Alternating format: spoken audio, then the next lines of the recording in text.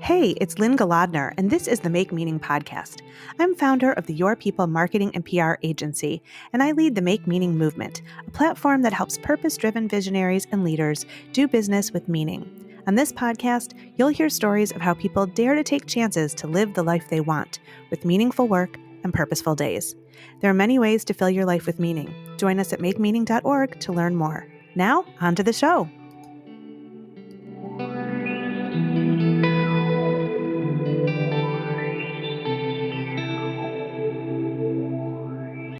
Welcome back to the Make Meaning podcast. Today, I have on the show Joel Hawbaker. He's a high school teacher, a soccer coach, and a blended family expert in Alabama.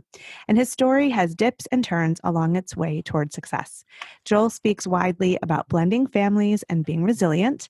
And I love how he teaches young people and adults that their story is theirs to write. Joel Hawbaker, welcome to the Make Meaning podcast. Thank you very much. I'm excited to talk with you this morning, Lynn, and hopefully can share some things that will be encouraging, inspiring, and challenging to your listeners and your audience. Yeah, I'm so thrilled to have you here today. There's just so many areas we're going to touch on because you have such a wide-ranging area of expertise. You do a lot of things. And so I'm going to start with probably a really tough question. Forgive me in advance. But that's all right. If you had to choose one of the things that you do as your most self-defining endeavor, would it be teaching, working with blended families, coaching soccer, or being a father and husband? I would go with father and husband. Okay. But I would say that the rest are pretty close second, and it just depends on the day. I've had people ask me for years, if you had to pick one, like teaching or coaching, what would you pick? And I always say it depends on how class went that day. It depends on how practice went that day. Yes. If I had a great class period and the kids were really engaged and we just had a good day, teaching. If we had a great soccer game or a great practice, coaching. If I just had to grade 57 freshman essays, not teaching. I totally get it. Totally get it. It's funny. I've coached soccer for my youngest son since he was 4, and he's now 14. And so obviously this year we lost our spring season, but and now he's going to high school. So I always said, when you go to high school, you play on the high school team, and I'm done. And so I sort of hung up my coaching. Hung up the whistle. Yeah. But I'm like really sad about it because that was probably one of my most fun things to do, Yeah, it can be an absolute blast. And I did the same thing. My daughters are 16 and 13 these days, and I coached them both from the time they were 3 or 4 up until they got too old for rec soccer. Yep. And then I've coached my older daughter on a travel soccer team for a couple of years. Nice. And and then I actually, the high school where I taught and coached is different than the one that they go to. And so I resigned as a high school coach last year so that I could watch my 2 daughters play together. Because my younger one decided in the fall she wanted to play volleyball instead of club soccer. And that's great. So she's enjoying a different sport. And then in the spring, they play together on the high school team, and that's pretty fun. Yeah, it's really fun because they can really do 3 seasons of sports if they are dedicated. And so, and you only get this for 4 years. And so you really want to be there in the stands cheering them on. So I totally get that. That's a smart decision. I'm sure it was definitely a hard one, but it was the right one. Yeah. And I sort of have a little vision of when my kids are grown, maybe I'll start coaching little kids again and just have fun with it, or, just to be out there on the pitch. So we'll see. But I'm glad you do. I'm thankful my kids are old enough and I have no desire to coach little ones ever again. Maybe grandchildren one day. Then you can coach them. No? Well, that's not true. Maybe because the thing is I don't like kids. Oh, really? Much. Okay. No, not little ones. No, I like mine. I like the ones we're related to. I like the ones that are close friends of our family. Okay. Got it. In general, I do not like small children. I never have. They're smelly and they're sticky, and I've just never been comfortable with them. And I admit that to people, and they kind of look at me like I'm a terrible human being. I'm like, but I like puppies. Yes. I don't know if that counts, but. And you must like teenagers because you're a high school teacher. I do. Well, my issue is I never really matured beyond about 14 and a half years old, which my wife would hardly concur with. And so getting along with high schoolers is a piece of cake. Got it. It's the little kids and the, adults that I have trouble with. That's so funny. All right. So I want to dive into your story. So let's start with your role as a blended family coach. So I want to ask you what that means and how you work with families. Sure. So the thing with blended families is that I've been part of one most of my life. My parents split up when I was in middle school, Okay. And about a year later, my mom started dating Brian, a guy that I still call my stepdad, even though they never married. They dated for, I'm not even sure how many years, and he's still a part of my life. We still check in with each other and that sort of thing. Mm-hmm. And so that was when my blended family journey started, when I was 13 or 14 years old. And Mm-hmm. then as an adult, I got married for the first time when I was halfway through college. I was 19, Okay. and she and I were married for 8.5 years. We had our 2 daughters together, and then we Mm-hmm. divorced about 10 years ago. And then I've been remarried for 6 years. She's been remarried for about 6.5, and we live Mm-hmm. 2 miles apart in the same Mm-hmm. small town in Alabama where we both grew up, where there's like Okay. less than 30,000 people here, so everybody knows everybody. Sure. My kids probably don't enjoy it as much as I did because we have a distinctive last name, Hawbaker, and so you can't, like, if you mention our last name, Uh-huh. people know who you're related to, for good or for bad. Uh-huh. And so we really had to figure out how to make it work. We had to figure out how we're going to get along, because she and I agreed, like, neither one of us is going to move away until the kids are in college, Right. because we want our kids to have both of us, and we Yeah. don't want it to turn into some ugly, well, if one of us moves, where do the kids go kind of custody battle. Yeah. And Yeah. and I hope people listening to this don't hear me condemning them if that's what happened in their families. I'm Right. just telling Right. you what we chose to do and how it's worked out for us. Yeah. And so about 3 or 4 years ago, I got into professional speaking in addition to my high school teaching and my coaching and stuff, Uh-huh. because I love it. I love being on stage. I love being in front of an audience. And I tell Uh-huh. people all the time, the hardest audience in the world is a group of tired, jaded 14-year-olds on a Monday morning. Yes. If Yes. I can get them interested in things like World War I, Uh-huh. if you put me on a stage in front of an audience of paying adults who want to be there to learn, like, that is a piece of cake. Right. Right. It's 100 times easier. So, but I love being on stage. And so I focused a lot on leadership for the first couple of years. Mm-hmm. I wrote an ebook about my dad and leadership lessons he taught me. I Mm-hmm. wrote a full-length book about leadership, like gospel-centered servant leadership, and Mm-hmm. did pretty well with those. That was a lot of fun. But I really just felt this tug toward the blended family space, because there just aren't a lot of people doing that. And it's not just step families, it's also families with foster kids or adopted kids, Mm-hmm. or things like that, because those are part of our family as well. My older brother has 2 biological daughters and then a foster son, Mm-hmm. and then I've got some in-laws who have 2 biological sons and then 2 adopted kids from overseas. Oh, So those are wow. different kinds of blended families. Yeah. And so I've learned a lot of lessons from them. We've learned a lot of lessons in our own blended family. We've got Mm-hmm. tons of friends who are divorced and remarried. And the issue is there are 8 gajillion resources for families. Mm-hmm. There's parenting books coming out of people's ears. I mean, and it's great. Mm-hmm. But there is a tiny fraction of a percentage of that for blended families.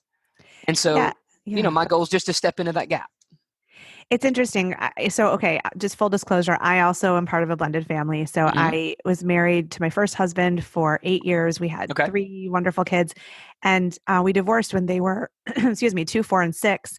Okay. And so my kids, who are now all teenagers, have lived most of their life shuttling back and forth between 2 homes, also 2 Yep. miles apart, by the way, Yep. which is Nice. nice and Yeah, easy. that's But very similar to our story. That's good. yeah, and it's interesting. I mean, we've had our differences over time, and we've gotten along over time, and it's been a real journey.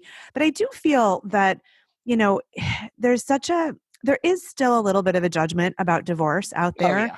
And then I think people assume that if you remarry, everything's just going to be easy and quick and everybody meshes. And I happen to know some families who did not blend.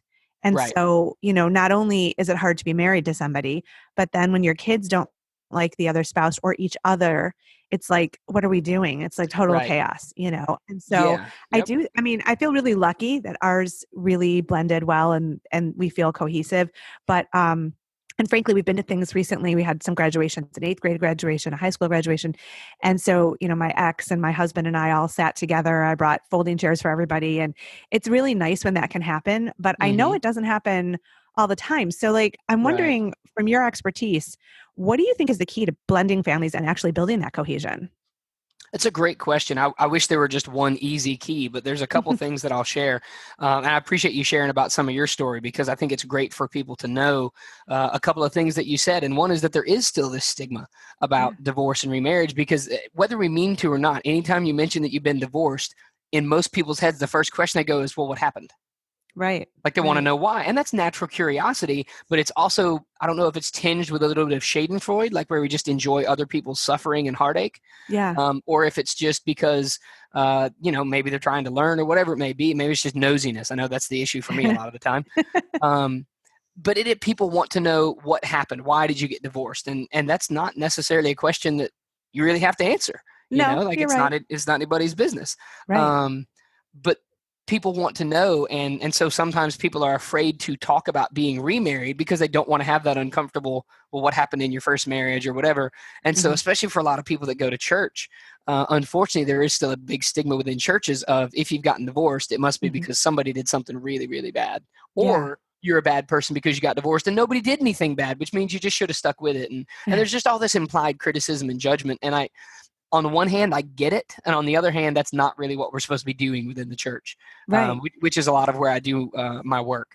And Okay. so the other issue there, to really answer your question in terms of how to make those blends work, the first Mm-hmm. part is you have to understand it's going to take time. Mm-hmm. That's the absolute bottom bedrock kind of a key. It's not going to happen quickly and successfully. Mm-hmm. Yeah. One of the best resources that I recommend to everybody is a book called The Smart Step Family by Pastor Ron Deal, Deal. Okay. My wife and I read that one as part of our premarital counseling with our pastor, and it's brilliant. And he shares a lot of wisdom. And one of the key word pictures that he paints in that book is he says, think about it as if you were cooking, right? You can cook a meal in the microwave. Mm-hmm. It'll fill you up. It may have some nutritional value. It may even be reasonably okay. Mm-hmm. But if you cook something in the crock pot or the slow cooker, Mm-hmm. you know it's going to be good. You know it's going to take a while. You Mm-hmm. know the ingredients were put in there with care, but you also know it's going to be worth the wait, Yeah. right? Well, Yeah.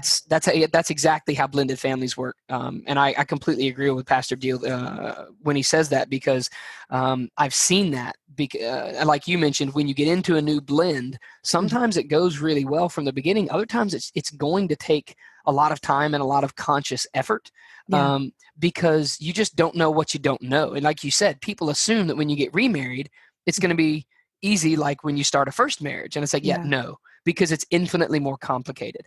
Yeah. In fact, actually, Pastor Deal recently co-wrote a book with, I believe it's Gary Smith, the guy who wrote Five Love Languages. If any of Okay. your listeners are familiar with Yeah. that, and Yeah. it's about the five love languages in a blended family and kind of how those things overlap. And they did a presentation at an online conference maybe a couple months ago Mm-hmm. where they showed this graphic of all the different relationships, like a spider web, Mm-hmm. in a blended family. And so it had like mom and dad, and then stepmom and stepdad, and lots of kids, Mm-hmm. and it kind of branched out, and then you could see like grandparents and cousins and aunts and uncles, and it was just like, oh my goodness. Yeah. And it was a really wonderful picture of how very quickly things get complicated, and how something that shouldn't necessarily affect a blended family is going to, because of the complex nature of those relationships. And it's just, again, if you had never been in it or studied it, it Mm-hmm. just may not have occurred to you. And that's not your fault. Doesn't make you a bad person. It just means you don't know what you don't know. And Exactly. most people, when they're getting remarried, haven't ever been remarried before. Right. And so they don't know. And that's one of the things that I try to help people with, is just letting them know, listen, I'm really, like, I'm thrilled for your blended family. I'm glad it's going well so far. Mm-hmm. And I'm not trying to dampen your enthusiasm, but you do need to know you're going to hit unexpected bumps in the road. Yeah. So It's interesting. don't let that get to you. It's part of the process. It totally is. I mean, it's interesting because I don't know if you feel this way, but I know that I grew up on all of the romantic movies and, so I the did image. not grow up watching a lot of rom-coms, I'll be honest. I mean, But, unless you count Top Gun. well, that's romantic too. There's some scenes there, but I do think that we, have this image of marriage that is not realistic. Yeah. And so that's one thing. So if we're lucky enough to have like premarital counseling or, like a more realistic view, I think then people can start a marriage on a better foot. But Yeah. so, but in America, I mean, we really are, have this like rose colored image of marriage, which makes it, understandable when it doesn't work, because that's not Right. reality. And so one of the things that I learned, from my first marriage to my second, is that it's all about your perspective. So you can focus Yes. on all the bad and you can blame the other person, and you can sort of whine about that stuff, or you can accept who they are and choose to see the good and just know that there's going to be moments when you annoy each other. And that's just Right. part of it, you know? Yep. Yep. And so like once I shifted my perspective, it was a lot easier to be married, you know, because I Yeah. mean, my husband didn't change at all, but even my ex-husband, like I can get along with him better when I choose to accept him as he is instead of grumbling and you know having resentment or anything like that. And I think for the kids that's super important because one of the things I feel, I mean, I do feel a little guilty, you know, for my choice in ending one marriage and then starting another because my kids didn't ask to go between houses. I don't have to go between houses. You know, I get to stay in one Right. place. And so I try to really have compassion for them because they, you know, they don't deserve any of that. You know, Right. they're Yep. wonderful and I'm so grateful to be their mom. So I don't want to complicate their existence, their presence on, you know, by being selfish and being, you know, resentful or anything like that. I Right. think that's really important in blended families and remarriages that I think that the adults need to be the adults and remember Mm. that, you know, the kids really I don't know if you agree with this, but the kids have to be the focus if you want things to blend and you want to take into account everybody who's a part of that. Yeah, no, I agree with you know everything that you said there, especially about how once we change our perspective, then everything shifts. Not because the other person's changed, but because we've changed how we view them. Sure. In fact, so I have a resource that I share. It's called the 10 Commandments of Blended Family Life, Okay. and I'm actually writing a book that will have the same things in there. I recently wrote a devotional that we're working on getting published that talks about a lot of those things. Hmm. And one of them is actually you touched on a couple of them when you were speaking there. One of them is the adults need to be the adults, Yeah. and another one is choose to believe the best about the other household. Because Sure. what we believe is our choice. Like we really do get to decide what we believe to be true, Right. to a large degree. And so the thing is, you get to choose what it is about the other person that you focus on. If you choose to focus on the hurt that they caused you or the bitterness that you have toward them, yeah, it's going to make it real hard to get along. But if you Hmm. choose to focus on the good things about them, you know what? Even though I disagree with some of his decisions, I know that my ex-husband loves our kids and wants to be a good father. Well, Yeah. that's going to give you a much more generous interpretation of all of his actions and words. Even if you don't agree with them, you really do choose to believe that he has their best interests at heart, even if it's not how you would have done it, right? Absolutely. And that can go miles towards building a better blended family for people. And yeah, I agree. The kids need to be one of the main focuses. Actually, recently had an online conference, and another great couple who works in the blended family space. Their names are Gil and Brenda Stewart, Hmm. husband and wife team, and they do some great work. And they share a phrase that's really good because they're both, you know, they're remarried and got kids. And they said, if Hmm. you don't have the marriage, you don't really have anything. And Mm. so one of the big focuses has to be on making sure your marriage is strong, but at the same time, you don't do that at the expense of the kids. Right. Right. The children's well-being absolutely needs to be at the front of a lot of your thinking because, like you said, they didn't ask for it, Hmm. and so they shouldn't have to suffer for it any more than they're going to just by the nature of having two houses and stuff. Um, Hmm.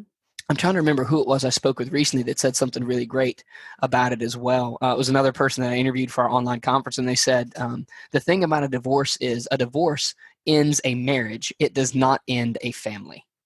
That is a great phrase. I love Right? that. I told him I was going to steal it. Now I got to remember who it was so I can give him the correct. I mean, I'm a history teacher, so like I need to be able to cite my sources with footnotes and stuff. And this is I can't remember who it was. I'm looking around. It may have, I think it was a lady named Judy Graybill, who is also a blended family coach. Okay. It was either Judy Graybill or Sarah Pendleton because it was one of those two ladies that was on our conference. So, but yes, I love that phrase. I think it's fantastic. And it, you know, like I said, that reminds me when you were talking about how you said that when we shift our perspective or when we look at things differently, it really can change a lot without Hmm. changing the other person at all. Hmm. And I 100% agree. Again, as a history teacher, a lot of what I teach the kids is that history doesn't change, but our interpretation of it does. The Sure. facts are the facts. Like Hmm. July 4th, 1776, okay, that's a date. That's not going to change.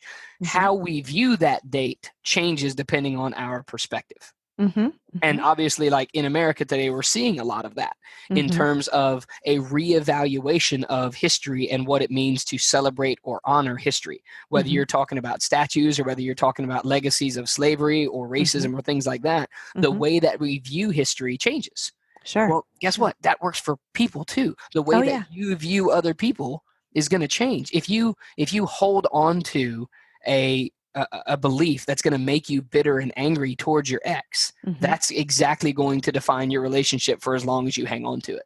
Absolutely. If you're willing to reevaluate, you may be very surprised at what you're able to accomplish in terms of making progress and moving forward. Yeah, I totally agree. It's really wise. And we're going to include all of these references and books and different people you've mentioned in the show notes so that our listeners can find them and find you as well. But, I want to hear a little bit more about your story. So I know that you speak about how your life took a 180-degree turn at one point and you're happier now than you could have imagined. So I wonder if you'd share that journey with us today. Tell us that story. I would love to. And I'll give you the Cliff's Notes version because the long version, we'd still be sitting here at lunchtime. No, I mean, the thing is, there's a couple fundamentals about actually So about 12 years ago, I lost my dad to cancer. And so my dad was my hero, and it was a pretty tough 18 months of his illness before he passed away. And I've always been an angry person. You can't tell because this is an audio thing, but I'm not very tall. I'm about 5'3". Okay. So whether you want to call it Napoleon complex or short man syndrome or whatever you want to call it, it's fine. But like, I was angry my entire life. Okay. And when dad died, it just got much, much worse. And unfortunately for my family, that's who I took it out on. I took it out on my first wife and our 2 young daughters. And I didn't realize at the time the damage that I was causing them in terms of just emotional distress or just being harsh. And like, I wasn't abusive, but I was certainly more strict and more harsh with my tone of voice than I needed to be. And that caused problems. And that was one of the factors that led to our divorce. And that didn't help anything in terms of my anger. And I went through about 2 years of just struggling. And I let myself go. I ballooned up to almost 200 pounds. I normally sit around 150 or 160. And so I just, was not taking care of myself physically or mentally or emotionally. And then I met my now wife. Well, it's not true. I've known her family for a long time, but sort of reconnected with her. And this is before we ever even started dating, but she was home from college right before her senior year. And I'd mentioned something about needing to lose weight. And she said, well, I'll get up and I'll go run with you if you want.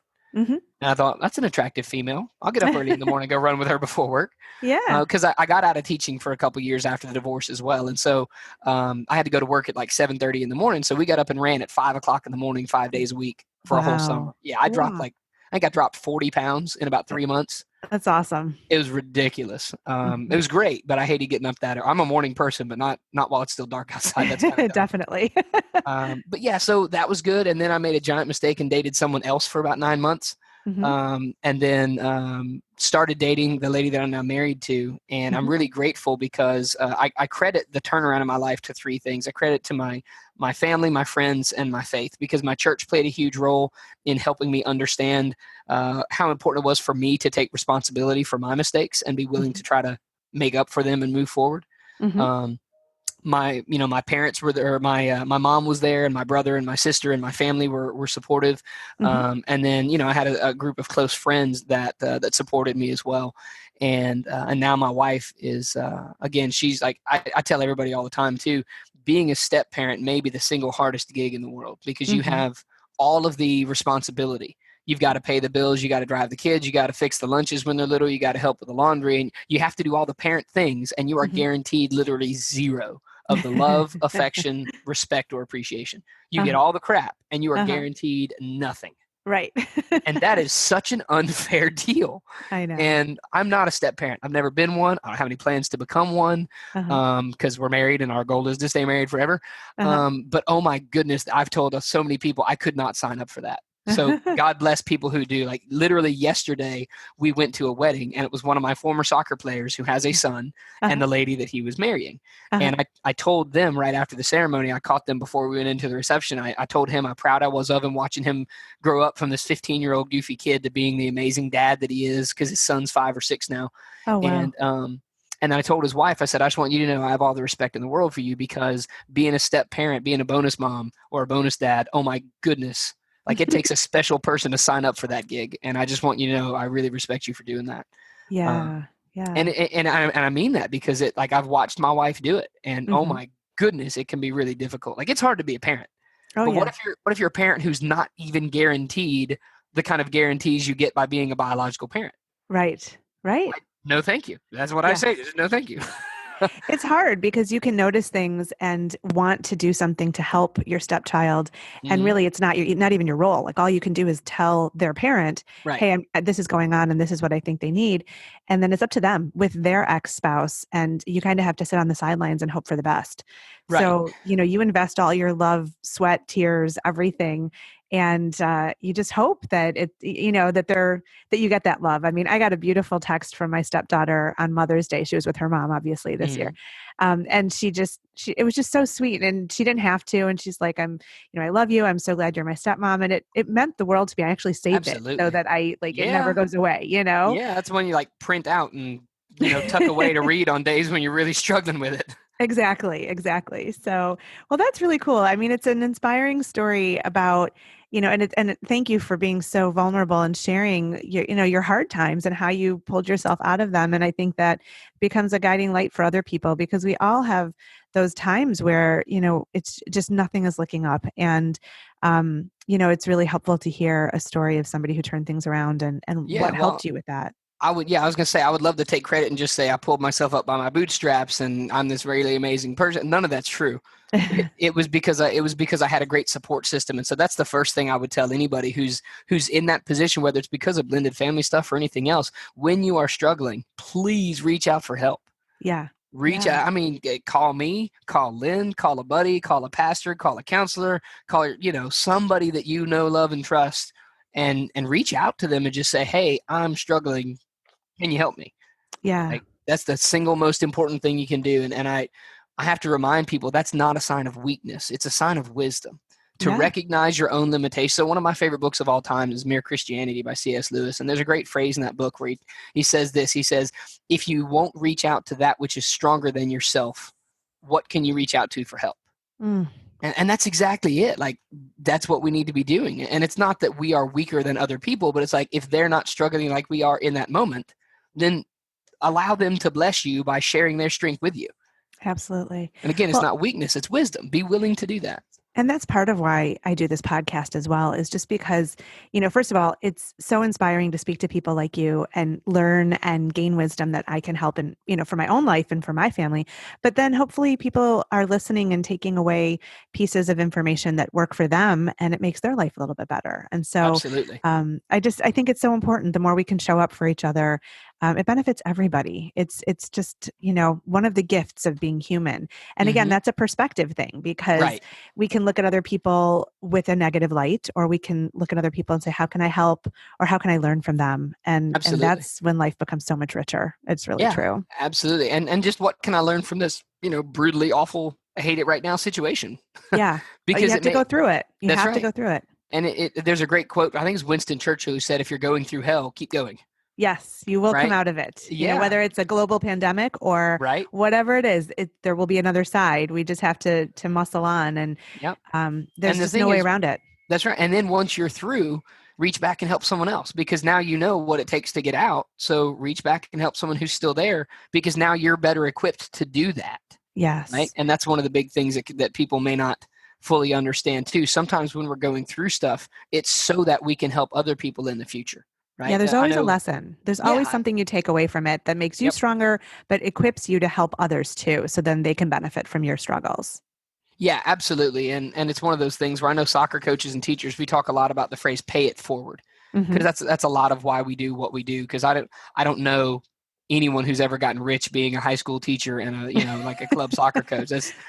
I tell kids all the time, I did not get my history degree because of the great job prospects in terms of big paychecks. Like that's Yes. why I went to school to study history. I'm an idiot, and you shouldn't have said anything I have to say. But no, Well, like we do it because we love it, and that's what we've been called to do, and we feel very blessed to get to help other people who are dealing with certain things. I love seeing kids have those aha moments where they understand something that they didn't, and they mhm, connect it with something that they are currently understanding or dealing with in their personal lives. Like that's amazing. those are great moments. And same thing on the soccer field. I told my kids at practice yesterday, like, the reason we do this is not just to become better soccer players, because the reality is, Mhm. statistically, none of them are going to make a living from the game of soccer. Right. So what Right. are they doing, spending all their time, energy, blood, sweat, tears on the field, and why are their parents paying money? Well, the Hmm. answer is for you to become better people using the game of soccer. I've got a buddy that I played with in college, and he was interviewed for a coaching book that I've read, and he says something great. He said, the thing is, what we're doing is teaching life lessons. Soccer is just a medium that we're using. Yep. And that's exactly it. And it's the same thing with everything that we're doing here. History class is great. You need to learn some history. But really, more importantly, you need to learn life lessons through the history. Right. What mistakes were made in the past, how we can not make those mistakes again. Also, learning how to learn is part of being in school, just so that you can be a lifelong learner and be curious and just not take something at face value, but really scrutinize it and turn it around. And then what can you take away, and how can you then make a difference? How can you make the world a better place? 100% agree. I have a couple of questions both about teaching and soccer. And so one question I wanted to ask you, as a teacher, you become a role model in the lives of young people, and it's such an important role and unfortunately so undervalued in our country.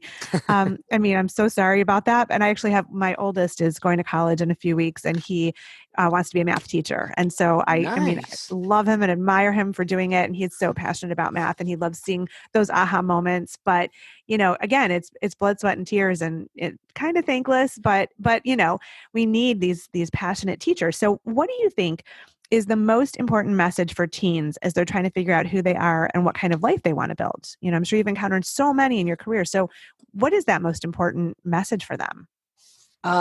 There's a couple things. One you already touched on, and that is the idea of having a growth mindset, being willing to learn how to learn so that you can be a lifelong learner. One of the big things that I need kids to understand is that the purpose of education has nothing to do with a paycheck.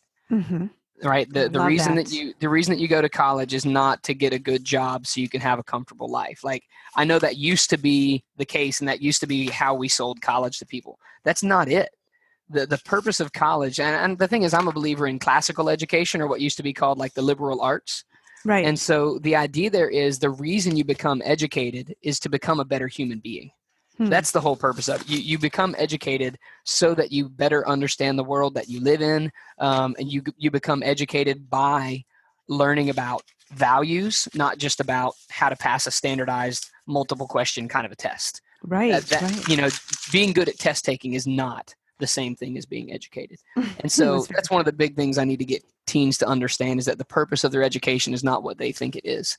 And when they get that, then they are a lot more willing to put in the work, because they're realizing, okay, so I can still get a good job, but the way I'm going to do that is not by majoring in X or Y. It's by being a good learner and learning how to be a good learner and learning how to treat people well, what is unfortunately called, the soft skills that you learn in your social science or humanities kind of classes. And so that's one of the big messages. Another thing that I really try to teach kids, I don't want to use the word focus necessarily, but how to administer their time. These kids are like, we're at the stage of education to where there will never again be a generation that doesn't know internet and smartphones.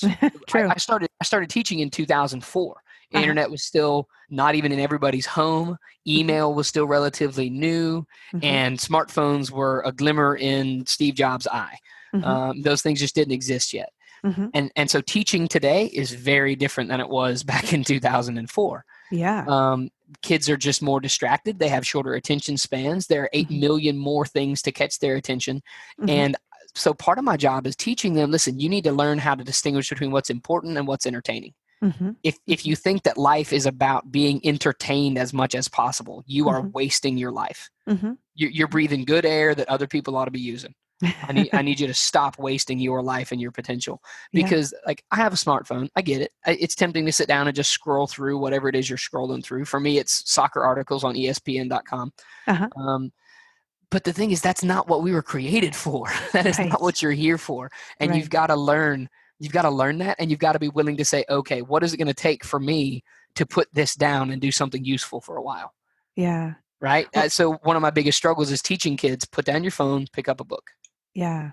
It's interesting because, this is the Make Meaning podcast, and I work a lot with people about discovering what their meaning is, what their purpose is, and then from that place, deciding how they're going to build their life. Because absolutely. I totally agree with you that we're put here for a reason. each person has their unique individual purpose and their way of contributing to the world. And until you know that, it's sort of like you're wandering aimlessly. And so it should be this pursuit of purpose that is the goal of any education, so that you can then step into the world in a really meaningful way. Absolutely. Yeah. And one of the things that you mentioned that I love is part of the role of education is for helping kids find what it is that brings them joy. Right. And again, that's one thing that's something we have to teach kids. There's a huge gap between true abiding joy and temporary enjoyment. Right. Those are not the same thing. I get that you enjoy playing video games on your phone. That is not joy. No. Well, but I can get a job playing video games. I know that. I'm telling you, that's not the same thing as joy. Now, if that's what you really were created for, maybe, but I'm going to lean towards no. Right. And again, like, I love Mario Kart as much as the next person. So I'm not saying video games are just bad in and of themselves. Right. But like, kids have to learn the difference between joy and temporary happiness. Right. Instant gratification. Like you said, when they do that, then they can learn what it is that they were created for. What is it that truly brings you that joy that you don't find anywhere else? Yeah. And then how can you be involved in that? Because then it's not work. Then it's what you're meant to do. And it's easy. It's effortless. It's, there's passion behind it. And so everybody benefits. That's exactly right. It certainly makes it so that you enjoy a lot more days than you don't enjoy. Exactly. Because no matter what you do, like, there are going to be things that you struggle with. As much as we love our kids, there are days when we kind of want to, beat them over the head with a frying pan or whatever. Right. But yeah, that's so. I've told people this for years. I had to be very careful when I started saying it because it sounded offensive to both my wife and my kids. But I said, listen, I get a different kind of joy by playing the game of soccer than I get anywhere else in my life. I didn't say better or bigger, but it is different. And that's been true since I was a 3-year-old kid. I also played baseball and I loved it. I played basketball and it was okay. But sports in general, soccer specifically, brings me a different kind of joy than anything else in the world ever has. I love studying history. I love everything related to J.R.R. Tolkien and C.S. Lewis, Lord of the Rings and Narnia, those kinds of things. Like, I love my wife and kids, and they bring me a different kind of joy than I get anywhere else as well. But in terms of like occupational stuff, history things are great and they're a lot of fun. And I get a certain kind of joy from, again, those aha moments with the kids. Yep. But there's nothing like going out on a soccer field and kicking a ball around for a while.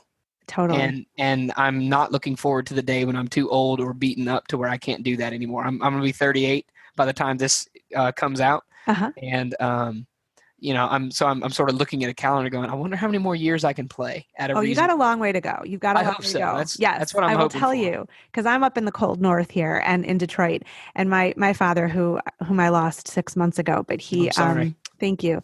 He played hockey until he was 70, I think. Heck yeah. And wait, he played in the under 30 league instead of the under 40 league because it was too slow for him. So I'm really proud of that, That is awesome. So he had like 11 and a half years of his life that he didn't play hockey, basically. And so that's awesome. Yeah. So, you got a while. You've got like that's a great. good long that's while. Encouraging. That's so encouraging. Yes. So I have another question about soccer too. So you mentioned in our pre-interview that your former soccer coach, Eric, is someone you admire for how he lives according to his personal meaning. Yep. And I love how you said, and I'm quoting here, he's neither rich nor famous, but he is a man of integrity and wisdom. He has lived all of his life as a man who is faithful to his calling. So I wanted to hear how you came to understand this and how he has inspired you. Eric, after my own father, Eric's probably the most influential male in my whole life. He was my youth pastor and soccer coach in high school. And then we became friends after that. And he was in my second wedding. He just is, he's a tremendous influence on me. He's the reason I went and played college soccer where I played. I played at a small Presbyterian school outside of Chattanooga called Covenant College. It's up on top of Lookout Mountain. It's one of the most beautiful campuses in the country. I mean, it is absolutely stunning. So I recommend that place to everybody who wants to be academically and spiritually challenged as a college student. Nice. But Eric had played there. And when he was coaching me in high school, he took a group of us up to Covenant to visit. And I fell in love with it as a sophomore in high school and never even applied anywhere else, which goes against everything I teach kids about how to apply to colleges. Right? Yep. But I knew that's where I wanted to go. And I went there and I played for the same coach he played for a couple years before I got married the first time. And then I started coaching with him, and that was pretty cool. The thing about Eric is he probably could have become like a famous pastor at a big church or a famous author by writing Christian books or something. But the thing is, he was a youth pastor for years and an assistant pastor. And now he's pastor of a very small church in Jasper, Tennessee, outside Chattanooga. It's not, I mean, I say very small. That makes it sound bad. I don't mean it that way, but it's a pretty small congregation. But he has 6 kids, 2 biological and 4 adopted ones in the middle. So his oldest son is like 24. His youngest son is like 8. Oh. And he's got, and then he's got an adopted son and 3 adopted daughters in the middle. Wow. Amazing. And that's the thing. And his wife played basketball at Covenant. That's where they met. And what they have spent their life doing is ministering to their communities. They've never been in it for money. They've never been in it for fame. What they've done is they've taken care of their family, and they have taken care of the communities where they were, whether that was here in Anniston where I live, or in Chattanooga when they were in college, or in Jasper now that they're doing it up there, or when they were in St. Louis when he was in seminary. Like, that's what they do. Is he lives out what he says he believes. He loves other people. He takes care of other people. He ministers to them. One of the most moving things that he shared with me a couple months ago was when he had to perform a funeral service right at the beginning of this pandemic. Because there were 5 people there, and they had to be, I forget how far apart at the time the things were. And he said it was wonderful and brutal at the same time, because you knew there were a lot of people who wanted to be here grieving, and who the family that was there really would have benefited from having their support. Yes. Yes. And they couldn't be there because of the statutes that were in place. And so that he said, I felt like that put a lot more responsibility on me to make sure that I did what I could to encourage and comfort them in the midst of difficulty. Yeah. And that's the thing, is like, he's never going to tell that story in public unless he's preaching a sermon and uses it as an illustration. Like, he's one of the most humble men that I know. Sure. And again, I feel like he's spent his whole life being that same guy. Yeah. And again, I tremendously respect the fact that what he has chosen to do and what he feels called to do is to take care of people in his home, in his community, in his church. And whether he ever gets paid tons of money or lots of recognition doesn't actually matter. He's doing it because that's what he's supposed to do. Well, it's like, what else is there? Like, when you say it like that, and I think about it, and I'll tell you something, because of this pandemic, right when it was starting, my husband and I just looked at our monthly budget. And of course, so many things went away because there weren't the school sports and there weren't, haircuts or whatever. And so it was really easy to pare down the budget. And so now that things are reopening and we're sort of getting back to a new normal, I'm kind of thinking, do we need to put that stuff back in the budget? I mean, yes, haircuts, we do, but other things, we might not. And it makes you take stock. Yes. And I feel like we have more appreciation for what matters. And at least I do. And I hope we can maintain that as we go forward. But really, all the things we think we fill our time with and our lives with, we don't always need. And so I feel like, I'm just so inspired. I want to meet Eric. It sounds like such an inspiring individual. So Eric and Maggie are just 2 of the greatest people in the world. That's him and his wife. And they're just, I'm telling you, you would love them because they're just great people. And I've met I don't know if I've ever met anybody who didn't like Eric and Maggie. Actually, I'm trying to think back. Like, if there may be people out there who don't, but I don't know them. Well, Joel, it's so nice chatting with you, and I wish we could go on and on, but I do have to wrap things up, and I always finish my episodes by asking my guests to offer permission slips for our listeners on how they can find their meaning and live a life of purpose. So I would like to know, Joel Hawbaker, what permission slip you might offer to our listeners today. So there's 2 things that immediately come to mind. Right. And the first one is one that I share on most podcast interviews that I do. It's a quote from The Lord of the Rings by J.R.R. Tolkien. And he says this, he says, all we have to decide is what to do with the time that is given to us. Right. And I love that quote because it's 100% true. Like, we all have the same amount of time in a day. And so that leads to the second part, which is to spend your time doing things that serve others and bring you joy.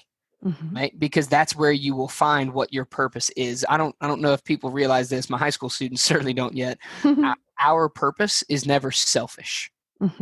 Our purpose in life is never to serve ourselves. If that's like, if what you're pursuing is your own stuff, that's probably not going to bring you the kind of joy that you're looking for. Mm-hmm. You may think it is, because we've all heard about people who, chase the end of the rainbow, or they're always looking for the next big thing or whatever it is. I got to get the nicer car, I got to get the newer phone, or I got to get the whatever it is. And then you find out that doesn't actually bring you the joy you thought it would. Right. That's right. It's because you weren't meant to serve you. Mm-hmm. And so I would encourage you, find ways to help other people. And in doing that, you will discover what it is that brings you joy. Mm-hmm. And that's where you're going to find your purpose. Again, I feel like there's a strong correlation between what someone's purpose is and what brings them joy. Because you said it great earlier, where you said when you have a job that brings you joy, when you have a job that aligns with your purpose, it's not going to work. Like, you do it because you love it, and they happen to pay you for it. That's a bonus. Like, that's great. It's like, great. How did I luck into this? Yes, So I've felt that way most of my adult life as a teacher, I'll be honest. that's awesome. And I hope everybody listening can really, grab that and make it true for themselves, because that's the best kind of life. We're here for a limited time. We might as well make the most of it. And I feel like that's the way you do it, Yeah. Well, Joel Hawbaker, it's such a pleasure to speak with you. Thank you for being on the Make Meaning podcast. Yeah, Lynn, thank you. It's been a pleasure. I've had a great, great time talking with you. Thanks for listening to the Make Meaning podcast with Lynn Galadner. You can find us wherever you listen to your favorite podcasts. If you like what you've heard here, join us over at makemeaning.org to discover how you can add more meaning to your life. And hey, if you like our conversations, please subscribe and share this episode with the meaningful people in your world.